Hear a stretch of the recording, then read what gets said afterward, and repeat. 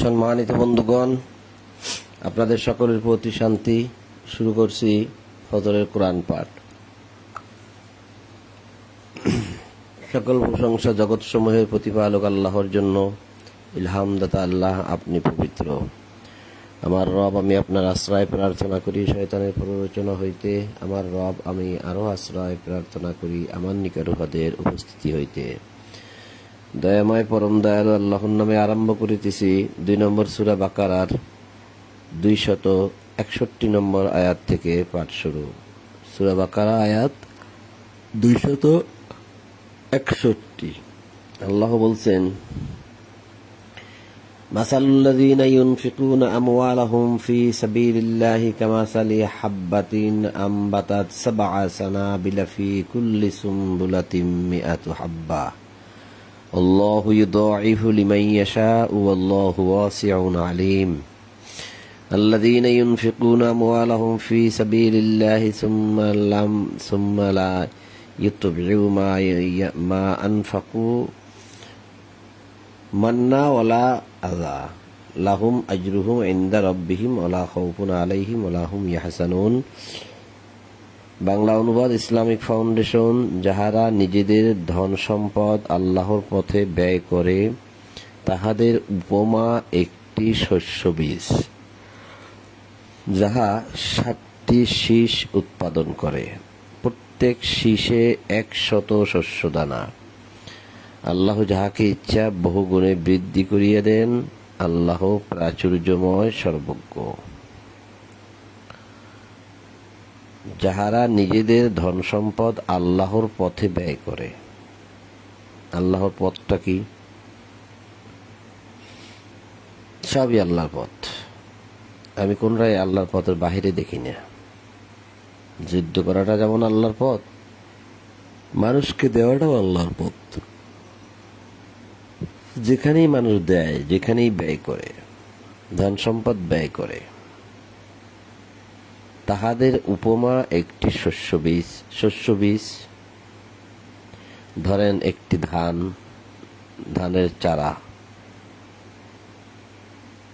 ধানের চারা যাহা 7টি শীষ উৎপাদন করে। একটি ধানের চারা গাছের মধ্যে 7টি শীষ আছে, অর্থাৎ 7টি ডাল। ধানের গাছে তো ডাল হয় না, শীষ হয়। তো ধরে নেন 7টি ডাল, তাহলে লাগাইলেন একটি গাছ, হলো 7টি ডাল। এখন 7টি ডালের প্রত্যেকটা শীষে 100 করে শস্যদানা, মানে 100 করে ধান বা গম হলো। তাহলে 7 মানে 7টি শীষে 100 হলে 700 শস্যদানা হয়।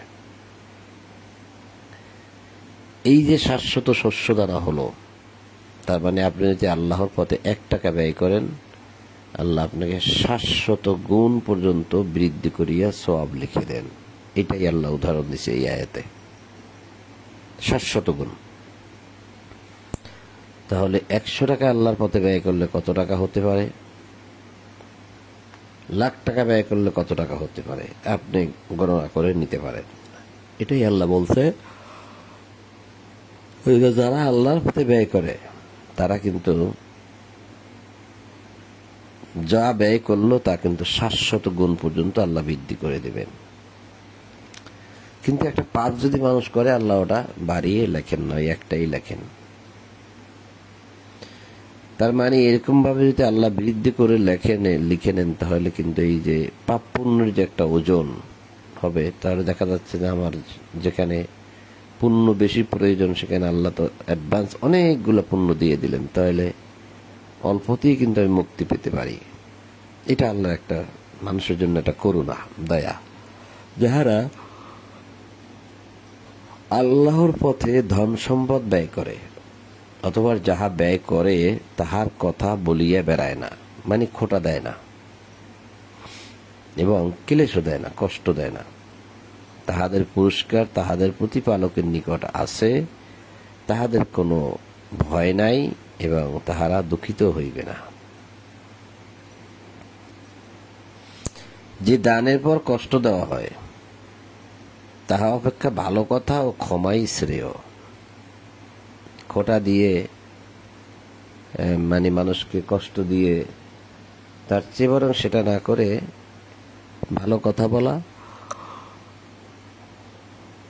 আর যদি কোনো সমস্যা হয়েই থাকে, এমন কথা এমন কাজ করেই থাকে যে তাকে বলতে হচ্ছে, তাহলে সেটা ক্ষমা করে দেওয়াটাই ভালো, কিন্তু খোঁটা দেওয়া যাবে না। আল্লাহ অভাবমুক্ত, পরম সহনশীল। হে বিশ্বাসীগণ, দানের কথা বলিয়া বেড়াইয়া এবং কষ্ট দিয়া তোমরা তোমাদের দানকে ওই ব্যক্তির ন্যায় নিষ্ফল করিও না, যে নিজের ধন সম্পদ লোক দেখানোর জন্য ব্যয় করিয়া থাকে এবং আল্লাহ আখিরাতে ঈমান রাখে না। তাহলে দানের কথা বলে খোঁটা দিয়ে, এমনকি কষ্ট দিয়ে যদি মানে আমরা যদি এই কাজগুলো করি আর কি, যে আল্লাহ বলছে যে দানের পর, মানে এখানে মানুষকে দেওয়ার পর, এখানে দান লাগছে আর কি, যে দানের পর মানুষকে যে কষ্ট দেওয়া হয়, খোঁটা দেওয়া হয়, সেটা না করে, মানে সেটা যদি আমরা করি তাহলে হবে কি, আমাদের দান নষ্ট হয়ে যাবে, নিষ্ফল হয়ে যাবে।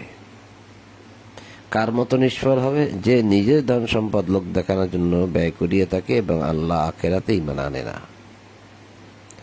তো যারা আল্লাহ আখিরাতে ঈমান আনে না, তাদের দান যেমন নষ্ট হয়ে গেল, আর ঠিক তদ্রূপ যে দান করার পর যদি খোঁটা দেয়, তাহলে তার দান সেভাবে নষ্ট হয়ে গেল। সেটাই আমার কাছে এখানে বুঝে আসছে। তাহার উপমা একটি মসৃণ পাথর, যাহার উপর কিছু মাটি থাকে, অতঃপর উহার উপর প্রবল বৃষ্টিপাত উহাকে পরিষ্কার করিয়া রাখিয়া দেয়। যাহা তাহারা উপার্জন করিয়াছে তাহারা তাহাদের কাজে লাগাইতে সক্ষম হইবে না। আল্লাহ কাফির সম্প্রদায়কে সৎপথে পরিচালিত করেন না। আর যারা আল্লাহ সন্তুষ্টি লাভের এবং নিজেদের আত্মা বলিষ্ঠকরণের জন্য ধন সম্পদ ব্যয় করে, তাহাদের উপমা কোনো উচ্চ ভূমিতে অবস্থিত একটি উদ্যান, যাহাতে মুষলধারে বৃষ্টি হয়, ফলে তাহার ফলমূল দ্বিগুণ জন্মে। তো একটা দান এখানে নষ্ট হয়, যেটা দেখলাম, আল্লাহ বললেন যে দান করে, দানের পর যদি সেটা কষ্ট দেওয়া হয়, খোঁটা দেওয়া হয়, তো সেটা পুরোপুরি নষ্ট হয়ে যায়। আর একটা দানের কথা আল্লাহ বলতেছে, যারা আল্লাহ সন্তুষ্টি লাভ করার জন্য এবং নিজেদের আত্মা বলিষ্ঠ করানোর জন্য, এখানে বলা হয়েছে ওয়াতাসবীতাম মিন আনফুসিহিম। এই যে আনফুস মানে নিজেদের আত্মা বলিষ্ঠ, মানে নিজেদেরকে বলিষ্ঠ করার জন্য, নিজেদেরকে শক্তিশালী করার জন্য, নিজেদের আত্মশুদ্ধির জন্য, নিজেদেরকে আরো টাকা পয়সায় সমৃদ্ধশালী করার জন্যই ধন সম্পদ ব্যয় করে। তো দেখেন, ব্যয় করছেন, চলে গেছে, খরচ কমে গেছে। আপনার কাছে ছিল 1 লাখ, আপনি সেখান থেকে মনে করেন দিয়ে দিলেন 50,000 দিয়ে দিলেন, তাহলে আপনার টাকা কমে গেল না? কিন্তু আল্লাহ বলতেছে যে এটা আল্লাহ দ্বিগুণ বাড়িয়ে দেবেন আপনাকে, যেটা আপনি ব্যয় করেছেন সেটাই আল্লাহ বাড়িয়ে দেবে। তাহলে আপনার সেটা হলো কত? এখন 1.5 লক্ষ টাকা হলো। ছিল 1 লক্ষ, এখন 1.5 লক্ষ টাকা হচ্ছে। ছিল 1 লক্ষ, আপনি দিয়ে দিলেন 50, হাতে আছে 50, আল্লাহ দেবেন দ্বিগুণ, তাহলে 1.5 লক্ষ হয়ে গেল। তো যারা আল্লাহ সন্তুষ্টি লাভের জন্য, নিজেদেরকে বলিষ্ঠ করার জন্য, নিজেদেরকে সমৃদ্ধশালী করার জন্য, নিজেদের কাজে কর্মে টাকা পয়সা ধন দৌলতে বাড়ানোর জন্য যারা সম্পদ ব্যয় করে, তার উপমা উচ্চ ভূমিতে অবস্থিত একটি উদ্যান, যাহাতে মুষলধারে বৃষ্টি হয়, ফলে তাহার ফলমূল দ্বিগুণ জন্মে।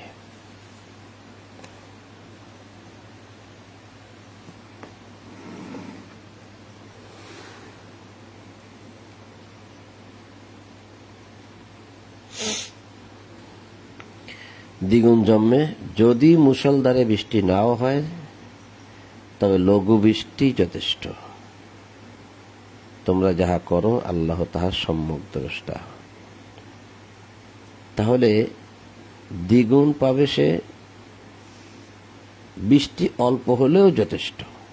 লঘু মানে অল্প হলেও যথেষ্ট, তার ফল এরকমই ফলবে। ঠিক আল্লাহ তাকেও দিবেন ওরকম দ্বিগুণ। তোমাদের কেহ কি চায় যে তাহারটা খেজুরের ও আঙ্গুরের একটি বাগান থাকে, যাহার পাদদেশে নদী প্রবাহিত, এবং যাহাতে সর্বপ্রকার ফলমূল আছে? যখন সে ব্যক্তি বার্ধক্যে উপনীত হয় এবং তাহার সন্তান সন্ততি দুর্বল, অতঃপর উহার উপর এক অগ্নিখরা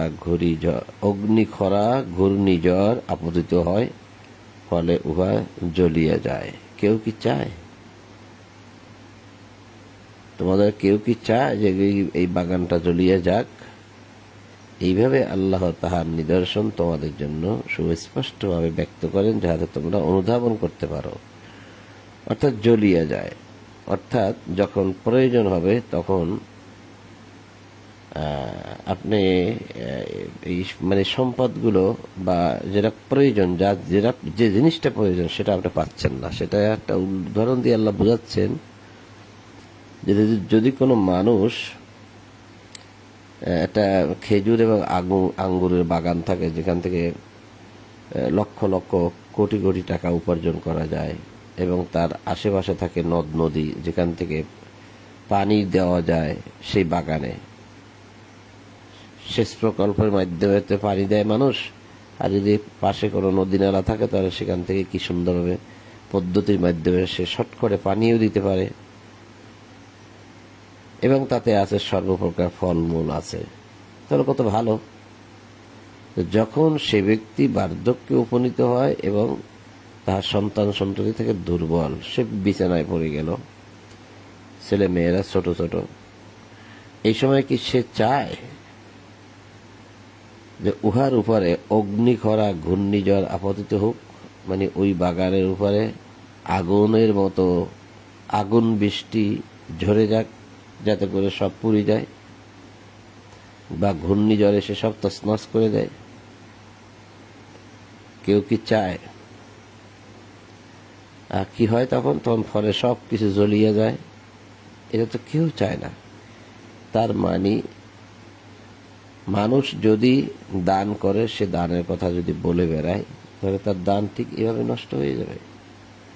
অথচ সে দান করতেছে, কষ্ট করতে আছে, আশায় আছে, কিন্তু দেখা যাবে যে সে সব কিছু নষ্ট হয়ে গেছে তার। বিষয়ের একটা উদাহরণ দিচ্ছে আল্লাহ এভাবে, আল্লাহ তাহার নিদর্শন তোমাদের জন্য সুস্পষ্টভাবে ব্যক্ত করেন, যাহাতে তোমরা অনুধাবন করতে পারো। হে বিশ্বাসীগণ, তোমরা যাহা উপার্জন করো, কি উপার্জন করি আমরা? বলুন, আমরা কি উপার্জন করি? টাকা পয়সা, ধন দৌলত, ব্যবসা বাণিজ্য, কত দিক থেকে আমরা উপার্জন করি, তাই তো? এবং আমি যাহা ভূমি হইতে তোমাদের জন্য উৎপাদন করিয়া দেই। কি দেয়? সেখানে হয়তো ধান, চাল, গম, মরিচ, লবণ, মরিচ, আরো কত কিছু ইত্যাদি ইত্যাদি, ফলমূল সহ সব আল্লাহ ভূমি থেকে আমাদের জন্য উৎপন্ন করে দেন। তার দুদিক দিয়ে হলো, তোমরা যা উপার্জন করো, আমরা ব্যবসা বাণিজ্য করে, চাকরি বাকরি করে উপার্জন করি, পরের গোলামি করে উপার্জন করি, ক্ষেত খামারে কাজ করি, মানুষের ক্ষেত খামারে কাজ করে উপার্জন করি। আর একটা হচ্ছে কি, আল্লাহ ভূমি হইতে আমাদের জন্য উৎপাদন করে দেন। যদি আমার ভূমি না থাকে, মানে ভূমির মালিক যদি আমি না থাকি, তাহলে যা আছে তার উপরে আদেশ, যে ভূমি থেকে উৎপন্ন করতে পারে। তার মধ্যে যাহা ভালো, উৎকৃষ্ট মানে ভালো, তাহা ব্যয় করো। তো এত ধান চাউল পাওয়ার পর যেটা ভালো মানের ধান চাউল বা ফসল বা অন্য কিছু বা খেজুর, এর মধ্য থেকে যেটা ভালো সেটা দিতে হবে আল্লাহর রাস্তায়। আল্লাহর রাস্তায় যদিও এখানে লেখা নাই, তার মানে যেটা ভালো সেটা আপনাকে ব্যয় করতে হবে। ব্যয় মানে হাত থেকে চলে যাওয়া, খরচ করা। আনফিকু, এই যে আনফিকু, ইয়া আইয়ুহাল্লাযীনা আমানু আনফিকু, হে বিশ্বাসীগণ ব্যয় করো, মিন তাইয়্যিবাত, ভালোটা থেকে ব্যয় করো, মা কাসাবতুম, যা তোমরা অর্জন করো, ওমা আখরাজনা লাকুম মিনাল আরদ, এবং আমি তোমাদের জন্য ভূমির থেকে যা বের করে দেই। ওয়ালা তায়াম্মামুল খাবিসা মিনহু তুনফিকুনা ওয়ালাস্তুম বিআখিযিহি ইল্লা আন তুগমিদু ফি, আর মন্দটা ব্যয় করার চিন্তা ভাবনাও করবে না যদি না তোমরা চক্ষু বুজিয়া থাকো, তাহলে তো তোমরা গ্রহণ করিবার নও। তুমি মন্দটা দিবে না, তবে যেমন তুমি মন্দটা নিজেও মানুষের কাছ থেকে নেও না যদি তোমার চক্ষু থাকে। যদি তোমার চক্ষু থাকে তাহলে তো তুমি কখনোই মন্দটা তুমি নেও না, তাহলে সে মন্দটা তুমি কেন ব্যয় করবে? যদি তোমার চক্ষু থাকে তাহলে তুমি ভালো করে দেখেই বুঝে শুনে তারপরে তুমি নেও। তো এখন যদি তোমার চোখ বন্ধ থাকে, অর্থাৎ যদি তুমি অন্ধ হও, তাহলে কি আর করা, তোমাকে যেভাবে দেয় তুমি সেভাবেই তো নেও। কাউকে বললেন যে ভাই ধর 10টা টাকা নাও, আমাকে 1 কেজি চাল দাও, আপনি অন্ধ মানুষ, তো এখন সে যা দিছে আপনাকে তাই নিতে হবে, কারণ আপনি তো ভালো মন্দ বুঝতেছেন না। চোখ বুঝে থাকলে তো তোমরা সবই নেও, মন্দটা নিতে পারো, ভালোটা নিতে পারো, যে যা দেয় নেও, কিন্তু চোখ যতক্ষণ খোলা আছে, দেখতে পাও, তুমি অন্ধ না, তাহলে তো তুমি কোনো মন্দ জিনিসটা তুমি গ্রহণ করবে না, দেখে শুনে ভালোটাই নেবে। তাই যদি হয় তাহলে তুমি ভালোটাই ব্যবহার করবে, যেহেতু তোমার চোখ খোলা আছে, তুমি অন্ধ নও। এবং জানিয়ে রাখো যে নিশ্চয়ই আল্লাহ অভাবমুক্ত প্রশংসিত। শয়তান তোমাদের দরিদ্রের ভয় দেখায় এবং অশ্লীলতার নির্দেশ দেয়। দেখছেন, ব্যয়ের সাথে সাথে দরিদ্রতার বিষয় চলে আসছে, কারণ শয়তান এটা নির্দেশ করে যে দিও না, তুমি গরিব হয়ে যাবে। আর আল্লাহ তোমাদেরকে তাহার ক্ষমা এবং অনুগ্রহের প্রতিশ্রুতি দান করেন। আল্লাহ প্রাচুর্যময়, সর্বজ্ঞ। আর আল্লাহ চাচ্ছেন যে তুমি বান্দা অপরাধ করেছো, কিভাবে তুমি এটা ক্ষমার পথ পাইতে পারো। শয়তান দেখায় তোমাকে দরিদ্রের ভয়, আর আল্লাহ তোমাকে দেখান ক্ষমা ও অনুগ্রহের প্রতিশ্রুতি, যে কিভাবে তুমি ক্ষমা পেয়ে তোমার অপরাধ থেকে মুক্তি পাইতে পারো। কিসের মাধ্যমে? তার মানে দানের মাধ্যমে। যে দানটা শয়তান দরিদ্রের ভয় দেখায়, যে দান করলে দরিদ্র হয়ে যাবে, কষ্ট পাবি। আর আল্লাহ বলতেছে না, তুমি দাও, তোমার এই দেওয়ার মাধ্যমেই আমি তোমাকে একটা ক্ষমার ব্যবস্থা করি আর অনুগ্রহের প্রতিশ্রুতি প্রদান করি। কি? যে তোমার জন্য রয়েছে এখন থেকে মহা অনুগ্রহ, মহা পাওয়া, মহা দয়া। আল্লাহ প্রাচুর্যময়, অসীয়ন, অসীয়ন আলিম, অসীয়ন প্রাচুর্যময়, ধন সম্পদের অভাব নাই। আর শয়তান তোমাকে দেখায় দরিদ্রের ভয়। আরে আমার কাছে তো প্রচুর সম্পদ, আল্লাহ বলতেছে, এবং আমি সর্বজ্ঞানী। তিনি যাহাকে ইচ্ছা হিকমত প্রদান করেন, এবং যাহাকে হিকমত প্রদান করা হয় তাহাকে প্রভূত কল্যাণ দান করা হয়। সবাইকে তিনি হিকমত দান করেন না, যাকে দান করা হয় সেই কেবল আল্লাহর জ্ঞান পায়, যাকে তিনি চান। প্রভূত জ্ঞান মানে আল্লাহর জ্ঞান। ওমা ইয়াযাক্কারু ইল্লা উলুল আলবাব। যাহা কিছু তোমরা ব্যয় করো অথবা যাহা কিছু তোমরা মানত করো, নিশ্চয়ই আল্লাহ তাহা জানেন, আর জালিমদের জন্য কোনো সাহায্যকারী নাই। তোমরা যদি প্রকাশ্যে দান করো তবে উহা ভালো, আর যদি তাহা গোপনে দান করো, গোপনে করো এবং অভাবগ্রস্তকে দান করো, তাহা তোমাদের জন্য আরো ভালো, মানে তাহাও ভালো, এবং তিনি তোমাদের কিছু কিছু পাপ মোচন করিবেন। তোমরা যাহা করো আল্লাহ তাহা সম্যক অবহিত। এই আয়াতটা নিয়ে আমরা অনেক চিন্তা করেছি যে তোমরা কাদের কথা বলা হচ্ছে। এটা যে তোমরা প্রকাশ্যে দাও, সদকা দাও, দান করো, ফুকারা ফকিরকে দাও, গোপনে দাও। যদিও কোনো কিছু এখনো ভালো মিলাইতে পারিনি, তবে মোটামুটি ভাবে যেটা বুঝেছি, ভাইয়ে আর আমি যে চিন্তা ভাবনা করে যেটা পাইছি, সেটা হচ্ছে যে একজন রাসূলুল্লাহর কাছে যদি মানুষ সম্পদ ব্যয় করে, তার রাসূলুল্লাহর সঙ্গী সাথী যারা আছে তারা মানুষকে প্রকাশ্যে হোক গোপনে হোক মানুষকে ব্যয় করবে, মানুষকে দিয়ে আসবে। এটা তাদের জন্য ভালো। কারণ সম্পদ রাসূলুল্লাহর কাছে দিতে বলা হয়েছে। এখন সে সম্পদ যদি রাসূলুল্লাহকে দেয়, তাহলে কি সে নিজেও আবার প্রকাশ্যে ব্যয় করবে, গোপনে ব্যয় করবে? তাহলে রাসূলুল্লাহ ওই লোকদেরকে দেবে আর সেও দিয়ে গেল, দুই দিক দিয়ে হয়ে গেল না? এলোমেলো হয়ে যায় না? যাক, একটুটুকু বুঝে আসছিল, কিছু একটা বললাম আর কি। তাহাদের সৎপথ গ্রহণের দায়িত্ব তোমার নয়, বরং আল্লাহ যাহাকে ইচ্ছা সৎপথে পরিচালিত করেন। এখন আবার এই সৎপথের সাথে আসছে সম্পদ। এর কারণ কি? যে ধন সম্পদ তোমরা ব্যয় করো তাহা তোমাদের নিজেদের জন্য, এই যে আমা তুনফিকু মিন খায়রিন ফালি আনফুসিকুম, তোমার নফসের জন্য, তোমার জন্য যা তুমি ব্যয় করো, আমা তুনফিকু যা ব্যয় করো, মিন খায়রিন সম্পদ থেকে, ফালি আনফুসিকুম তা তোমার জন্য, তুমি ব্যয় করতেছো তোমার নিজের জন্য। আমা তুনফিকু ইল্লা বিতিগা ওয়াজহিল্লাহ, এবং আল্লাহর নৈকট্য এবং তার সন্তুষ্টির জন্যই যে তোমরা ব্যয় করো। আমা তুনফিকু, এবং যা ব্যয় করো তাহলে সব আল্লাহ ইল্লা বিতিগা, আল্লাহর নৈকট্য এবং আল্লাহ সন্তুষ্টির জন্যই তো করে থাকো।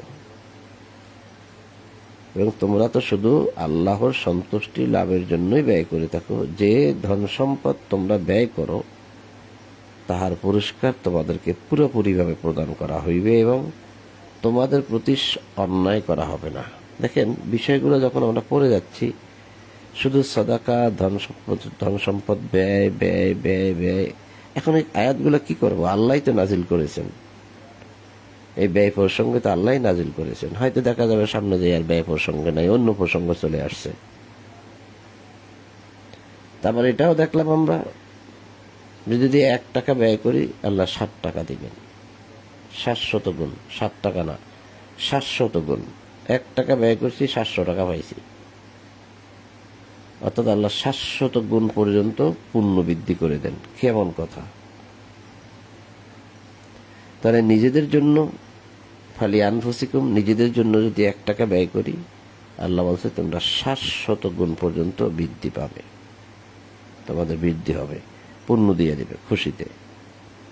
ওই যে আছে না, যে মানুষ একটা কিনলে একটা ফ্রি পায়, বা 2টা জিনিস একসাথে কিনলে অনেকগুলো ফ্রি দিয়ে দেয়, এরকম।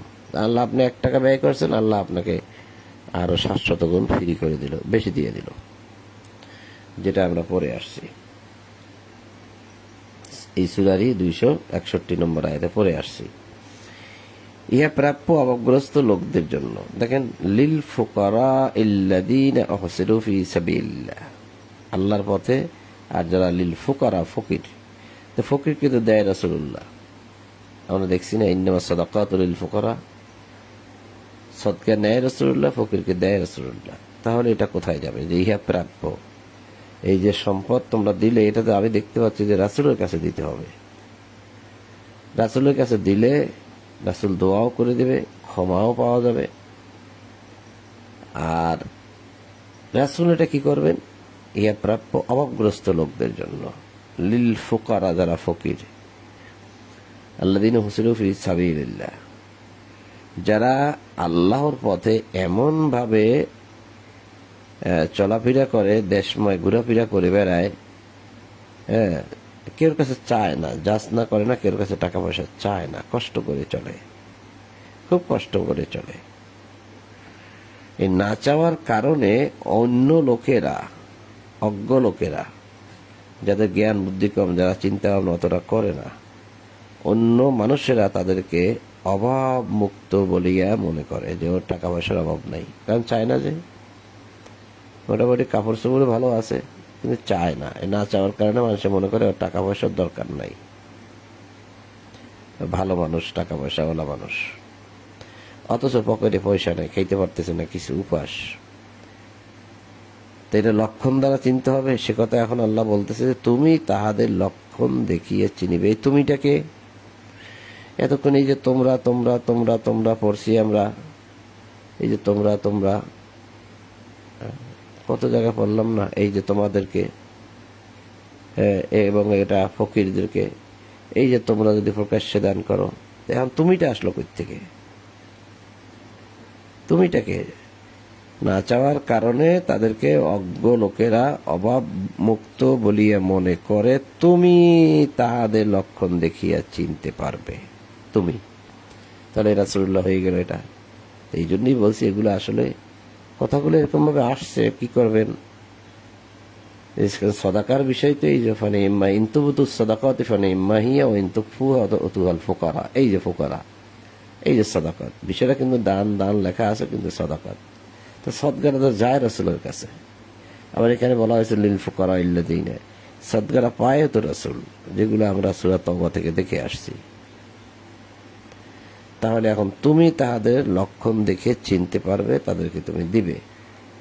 তাহারা মানুষের নিকট নাছর হইয়া চায় না।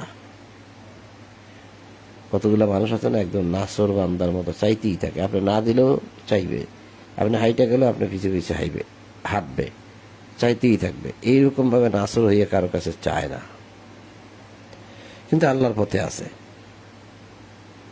এই যে ফি সাবিলিল্লাহ, যারা আল্লাহর পথে এমন ভাবে ব্যাপরিত, তারা আল্লাহর পথেই থাকে।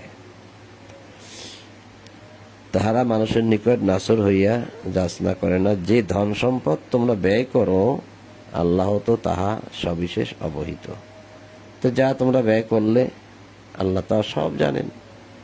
আত্মীয় স্বজনকে দিছ, সিনেমা দেখার জন্য দিছ, সেটা তো ব্যয়। ফুটবল খেলার জন্য দিয়েছ, ব্যয়। হ্যাঁ, এবং বিভিন্ন সংগঠনের জন্য দিয়েছ, ব্যয়। অবৈধভাবে দিয়েছ, সেটা ব্যয়। অবৈধভাবে খরচ করেছো, ব্যয়। ভালো পথে খরচ করেছো, ব্যয়। মোট কথা, যে ধন সম্পদ তোমরা ব্যয় করে থাকো, মা তুনফিকু মিন খাইরিন, সম্পদ থেকে যা তোমরা ব্যয় করে থাকো, আল্লাহ কিন্তু তা জানেন। কোন কোন কাজে ব্যয় করছো সবই জানেন, কিন্তু তাহলে কি আমার পথে ব্যয় করলা নাকি সবই অন্য কাজে ব্যয় করলা, এটা কিন্তু সব আল্লাহ জানা আছে, লেখা আছে। কাজে ব্যয় করতেও হিসাব করে করতে হবে। সম্মানিত বন্ধুগণ, আজকে অনেক দেরি হয়ে গেছে, অ্যালার্ম পড়ছে, আমি উঠছিলাম একদিন যথার সময় উঠছিলাম, আবার চিন্তা করি আর 1 মিনিট একটু চোখটা বুঝে থাকি। এই 1 মিনিট মানে চোখটা মেলতে ইচ্ছা করতেছে না, এই 1 মিনিট চোখ বুঝতে গিয়ে সব শেষ হয়ে গেছে। এদিকে আমি আবার যখন লিখতেছিলাম, ওই আজকে তারিখ লিখে সারি আর কি, ওই সময় কল আসতে তো কেটে দিছি,